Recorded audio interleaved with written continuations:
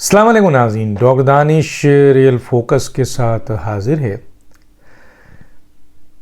कहते हैं अल्लाह ताला के बाद सबसे बड़ी ताकत इस सरज़मीन में पैगंबरों और वलियों और सूफ़ियों और आपके रसूलों और असहाब और मतलब इस कैटेगरीज़ को छोड़ के ओहदे के हवाले से अगर आप आ जाइए, यानी बादशाह से भी ज़्यादा पावर ताकत काजी के पास है, फ़ौज के सरबराह से भी ज़्यादा ताकत काजी के पास है।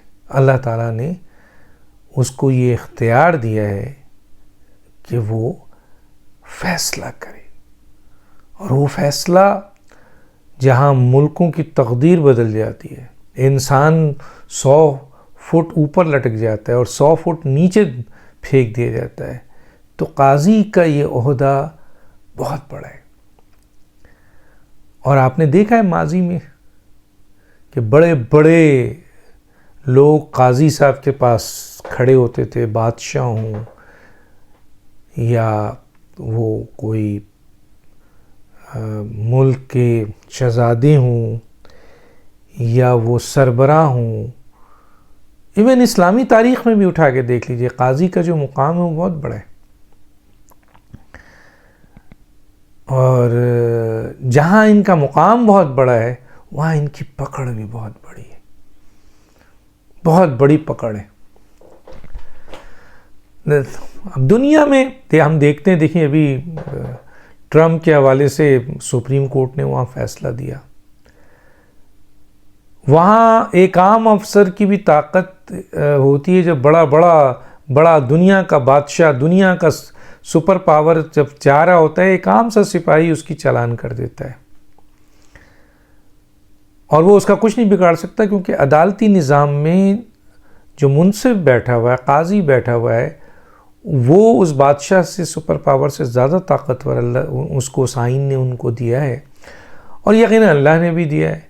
तो उसके पास बहुत ताकत होती है और वो इस मेरिट के केस पे इस आपके सिपाही के साथ खड़े हो जाता है, तो बादशाह वहाँ ख़त्म हो जाता है। लेकिन हमारे मुल्क में जिसकी लाठी उसी की भैंस, हमारी अदालतों और हमारे मुंसिफ़ों ने वो फ़ैसले दिए जिस पे पूरी दुनिया के लोग कान पकड़ते हैं। इसीलिए तो 147 इंसाफ में चला जाता है और जो मौजूदा हालात है इसमें तो हम कीनिया, युगांडा और दुनिया के वर्स्ट तरीन इंसाफ से भी बाहर निकल चुके हैं। ये जो आजकल के दौर में जो इंसाफ हो रहा है, जजमेंट हो रहा है, ऐ अल्लाह ताला, मसलन आदमी ये पूछता है मुझसे, आम पूछते हैं, ये कैसे चीफ जस्टिस बन जाते हैं, ये कैसे जजेस बन जाते हैं, ये किस तरह बन जाते हैं?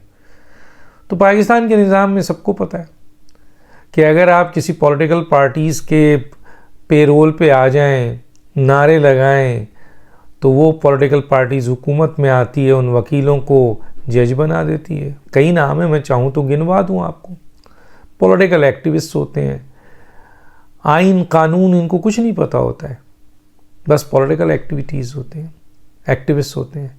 और फिर ये सेशन कोड, और ये फिर ड्यूरेशन है कि इतना दर्द किया तो ये आप वहाँ पहुँच जाएंगे, इतना आपने ड्यूरेशन कवर कर लिया, इतने के आपने अरसा कर लिया, अब आप हाई कोर्ट में चले गए, हाई कोर्ट के बाद इतना अरसा तो फिर आप सुप्रीम कोर्ट में चले गए। और ऐसे ऐसे जज बने हैं, अल्लाहु अकबर, अल्लाहु अकबर, यकीन मानिए बने। और पाकिस्तान में पाकिस्तानियों की किस्मत का फैसला भी किया है। 55,000 केसेस इस वक्त सुप्रीम कोर्ट में पेंडिंग है, 55,000। और सुप्रीम कोर्ट 55,000 कई सालों से पेंडिंग है।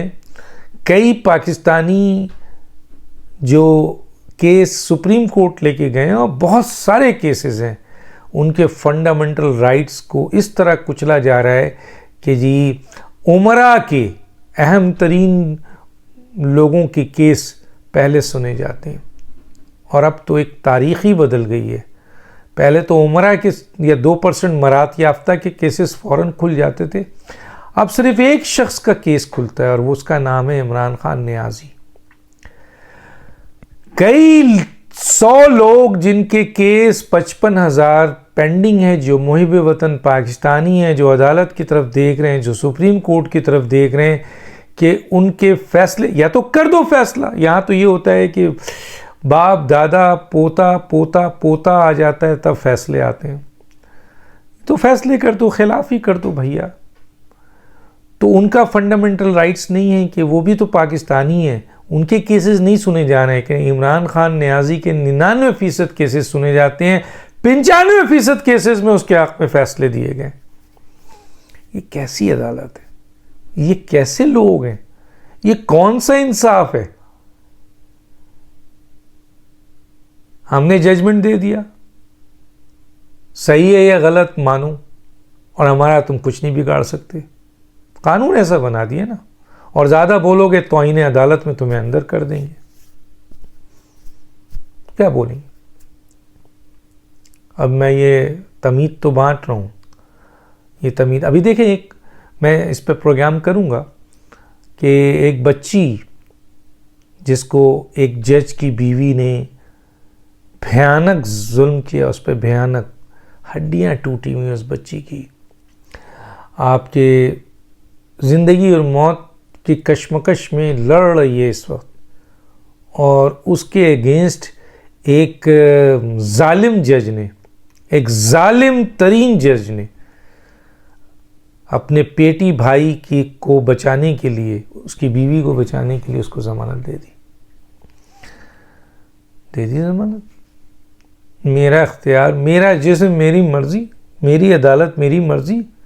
चीफ जस्टिस तो यही कर रहे हैं, मेरी अदालत मेरी मर्जी। नहीं बनाऊंगा फुल कोर्ट, नहीं लूंगा सीनियर तरीन जज जस्टिस काजी फाइज ईसा को, नहीं बनाऊंगा ऐसा बेंच जिसमें हम ख्याल जजेस के अलावा कोई और आए। मेरी मर्जी मेरी अदालत, क्योंकि मेरे पास इख्तियार है बेंच बनाने का। और अगर कहीं पार्लियामेंट इसमें कानून साजी कर दे तो किसी से पिटीशन दिलवा के उस कानून साजी की धज्जियां ही बिखेर दें। आइए ज़रा, अब आइए ज़रा देखिए, पाकिस्तान की जुडिशरी नंगी तो हो चुकी है। माजी में भी पाकिस्तान की जुडिशरी ने जो फैसले दिए हैं वो नंगे फैसले हैं, जिसके ऊपर वो जुडिशरी के जजेस आज किसी महफिल में नहीं बैठ सकते। स्याह चेहरे हो चुके हैं उनके, जिन लोगों ने स्याह फैसले दिए, और अब भी दिए जा रहे हैं। क्या मजबूरी है? आइए एक केस को डिस्कस करते हैं जिसके लिए आज प्रोग्राम करना है, तोशाखाना केस। इस तोशाखाना केस को सेशन कोर्ट में चलाया गया, और मेरा ख्याल है 20-35 पेशियां हुई। इमरान खान साहब शायद 1 या 2 पेशी में हाजिर हुए। यानी इमरान खान ने इस सेशन को कोर्ट की अहमियत ही नहीं दी, इसको लिफ्ट ही नहीं कराई। अच्छा, कुछ इन्होंने लिफ्ट नहीं कराई, जब वहां से जोर हुआ तो हमारे हाई कोर्ट में बैठे हुए इनके सहूलतकारों ने केस लगा दिया, और ये इन्होंने जाके कह दिया इनके वकील ने कि जनाब हाई कोर्ट में केसे कैसे आ सकते हैं। 2 दफा तोशाखाना केस खत्म करने की बात की, सेशन कोर्ट ने उसको उठाकर फेंक दिया। ये हाई कोर्ट गए, हाई कोर्ट ने उसको फेंका, फिर ये सुप्रीम कोर्ट गए। सुप्रीम कोर्ट में बदकिस्मती से इमरान खान की याहिया आफरीदी प्लस 2 रुकनी बेंच बैठ गया, और उन्होंने मेरिट पे फैसला किया। उन्होंने कहा हाई कोर्ट साहब ये आप देखें, और इस केस यहाँ पिटीशन को मुस्तरद किया, और हाई कोर्ट को कहा कि आप फैसला करें। ये फिर हाई कोर्ट पहुंचे, एक दफा हाई कोर्ट मुस्तरद कर चुका था, दूसरी दफा भी हाई कोर्ट ने मुस्तरद कर दिया। अब सुप्रीम कोर्ट ऑलरेडी मुस्तरद कर चुका है, लेकिन अब आप खेम देखें जिसको देखकर हर पाकिस्तानी, हर कानून का सिपाही, हर आपके तालिब इल्म शर्मा आ जाता है कि एक मुल्जिम जिसका ट्रायल चल रहा है, जिस पर चार्जशीट यानी चार्ज फ्रेम हो रहा है, जिस पे गवाह आपके उसके गवाहों के बयानात कलमबंद हो रहे हैं, और ये केस अपने आखिरी मराइल पे जा रहा है, उस वक्त इस मुल्जिम इमरान खान न्याजी का वकील चीफ जस्टिस ऑफ पाकिस्तान से खुफिया मुलाकात करता है चैम्बर में। क्या ऐसे मौके पे दुनिया का कोई चीफ जस्टिस, जब केस चल रहा हो, ट्रायल हो रहा हो, चार्ज फ्रेम हो रहा हो, उस मौके पे सुप्रीम कोर्ट रिजेक्ट कर चुका हो, हाई कोर्ट 2 दफा रिजेक्ट कर चुका हो, और वो चीफ जस्टिस उसको अपने चैम्बर में बुला के उस वकील को सुन रहा है, और फिर देखते हैं दूसरे दिन पिटीशन दाखिल की जाती है और उसको एक्सेप्ट किया जाता है और उसको पिटीशन को तारीख दे दी जाती है। सबको पता है ये फैसला क्या आएगा, सबको पता है, सब जानते हैं, लेकिन मेरी अदालत मैं जानूं, आप मुझे जितना बुरा समझे मैं वही करूंगा, मैं चाहूं, मैं अदालत वदालत, कानून आइन, इंसाफ, काजी अल्लाह। लेकिन ऐसे लोगों को अगर अल्लाह मियाँ, जो भी जजेस काजी को अल्लाह मियाँ ने इख्तियारात दिए हैं, तो यकीन मानिए इनके चेहरे भी ज़्यादा गंदे करेगा अल्लाह मियाँ। अगर इख्तियार ताकत की उल्टा लटकाने की है, फांसी देने की है, ज़िंदगी छीनने की है, तो फिर याद रखो ऊपर तो तुम्हारी सज़ा है, तुम जब मेरिट के ख़िलाफ़ करोगे, लेकिन दुनिया में भी तुम्हारी वो सज़ा होती है। देखिए ना, जस्टिस खाकिम निसार को किसी महफिल में नज़र आता, मुझे तो नज़र नहीं आता, और किसी महफिल में नज़र आ जाए तो लोग थूकते हैं, भागता है वहाँ से। जस्टिस आसिफ सईद खोसा और उसके साथ वो सारे जजेस जिन्होंने ये, और अभी भी मौजूद हैं,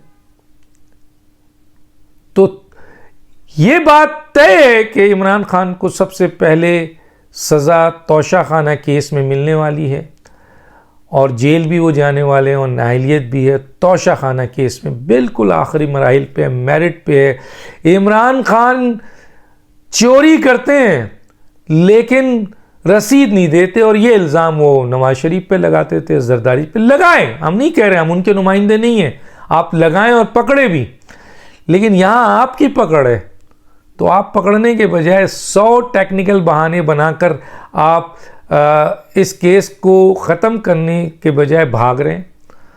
अगर आप मसलन बहुत ही इंसाफ पसंद हैं, तहरीक इंसाफ, तो इस केस को फेस करें, भाग रहे हैं आप। लेकिन जज दिलावर की जो है ना, मैं इस जज को शाबाशी इसलिए दूंगा कि इमरान खान जैसे शख्स का वो केस सुन रहे हैं जिसके लिए वकला ने धमकी दी, उसको, उसके साथ बेइज्जती की गई, उसके चैम्बर में गालियां बकी गईं, उसको उसकी तज़यीक़ की गई।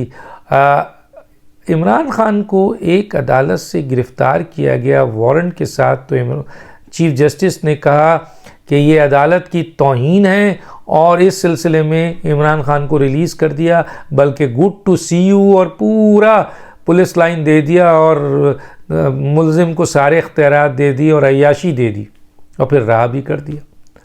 लेकिन यहाँ एक जज के साथ, पहले भी एक खातून जज के साथ हुआ, तो एक चीफ जस्टिस थे इस्लामाबाद हाई कोर्ट के, उन्होंने भी इमरान नवाजी निभाई, और उसके बाद वहाँ से, हालांकि उस जज ने माफ़ी नहीं की, उसके बावजूद इमरान खान को रिलीज़ कर दिया गया। आज जज दिलावर के आपके चैम्बर में जिस तरह गालियां दी गई, धमकियां दी गई उनको, इमरान खान ने उनके साथ बदतमीज़ी की, वकला ने की, लेकिन कहीं से कोई सुओ मोटो नोटिस नहीं है, कहीं से किसी, हालांकि उसने इस्लामाबाद हाई कोर्ट से अपील की है कि मैं अगर जज हूँ तो मेरी भी कोई राइट्स हैं, बिल्कुल सही कहा, लेकिन उस सलाम है उस जज को कि सुप्रीम कोर्ट के कई जजेस जो सहूलतकार बने हुए, आउट ऑफ वे सब चीज़ उतार दिया उन्होंने, और हाई कोर्ट्स में भी ऐसे जजेस बैठे हैं,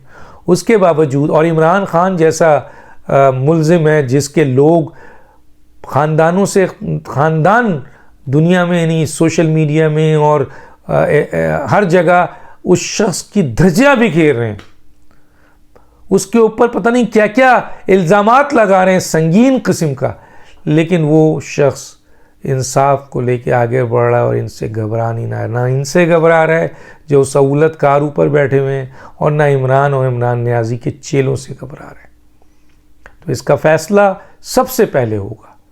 अब देखते हैं कि ये सहूलतकारी का जो ये खुफिया मीटिंग हुई थी और जिस पे पिटीशन डाला गया और दोबारा सुप्रीम कोर्ट इसको सुनने जा रहा है, तो क्या बेंच बनेगा, और इसका अमूमन अंदाज़ा है कि क्या होगा, देखते हैं इसको। और अगर ये मुस्तरद होती है तो फिर इमरान खान सज़ा और नाअहलियत के लिए पहला केस है। डॉक्टर दानिश को याद दीजिए। अल्लाह हाफ़िज़।